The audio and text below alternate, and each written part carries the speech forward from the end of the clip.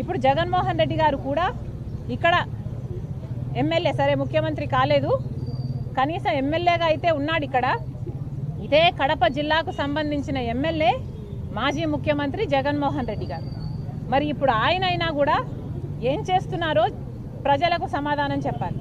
ఇదే కడప జిల్లా ప్రజలు మీకు ఓట్లేసి గెలిపిస్తే 5 సంవత్సరాలు మీకు అవకాశం ఇస్తే తట్టెడు మట్టి తీసి అవతల పోసింది లేదు, ఫ్యాక్టరీ వచ్చింది లేదు. ఏది రాజశేఖర్ రెడ్డి గారి కళ అయిన కడప స్టీల్ ఫ్యాక్టరీ, రత్నాల సీమను చేస్తుంది అని అనేవాడు రాజశేఖర్ రెడ్డి గారు. కడప స్టీల్ ఫ్యాక్టరీ 2 సార్లు టెంకాయలు కొట్టడం తప్పితే జగన్మోహన్ రెడ్డి గారు చేసింది ఏమీ లేదు. తీరా ఓడిపోయాడు. ఓడిపోయినా ఇప్పటికీ కూడా ఎమ్మెల్యేగా ఉన్నాడు జగన్మోహన్ రెడ్డి గారు. పోనీ ఇప్పుడైనా ఏదైనా చేస్తున్నాడా అంటే ఇప్పుడు కూడా అసెంబ్లీకి వెళ్ళడట, మాట్లాడట, ప్రజలకు జరుగుతున్న అన్యాయాల గురించి నిలదీయడట. ఎందుకని అడుగుతున్నాం. జగన్మోహన్ రెడ్డి గారు ఇక్కడ ఎమ్మెల్యే అయినప్పుడు, ఈ జిల్లాకు సంబంధించిన ఎమ్మెల్యే అయినప్పుడు మీకు అసెంబ్లీకి పోవాల్సిన బాధ్యత లేదా? అసెంబ్లీకి వెళ్ళి ఎందుకు జరగటం లేదు, కడప స్టీల్ ఫ్యాక్టరీ ఎందుకు ముందుకు వెళ్ళటం లేదు అని మీరు నిలదీయాల్సిన అవసరం లేదా? సూపర్ 6 ఏమవుతుంది అని మీరు నిలదీయాల్సిన అవసరం లేదా? చంద్రబాబు గారు ఉచితంగానే ఇసుక ఇస్తామంటున్నారు. ఇసుక ఉచితమైన చుట్టూతా ఉన్న ఖర్చులన్నీ పెరిగిపోతే ఉచితం ఎక్కడుంది అని జగన్మోహన్ రెడ్డి గారు నిలదీయాల్సిన అవసరం లేదా?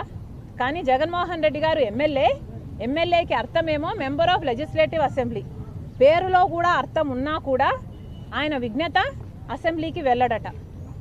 ఈయనకు ప్రతిపక్ష హోదా ఇస్తేనే వెళ్తాడట. ప్రతిపక్ష హోదాకు కావాల్సిన ఎమ్మెల్యేలు వచ్చారా అంటే, గెలుచుకున్నారా అంటే లేదు, గెలుచుకోవడం చేత కాలేదు. కానీ ఈయనకు మాత్రం ప్రతిపక్ష హోదా కావాలట, లేకపోతే పోడట. చిన్నపిల్లలు చాక్లెట్ ఇస్తేనే స్కూల్కు వెళ్తా అన్నట్టుగా ఉంది ఇక్కడ. ఇదేనా మీ విఘ్నత? జగన్మోహన్ రెడ్డి గారైనా వైసీపీ ఎమ్మెల్యేలైనా ఆలోచించుకోవాల్సిన అవసరం ఉంది.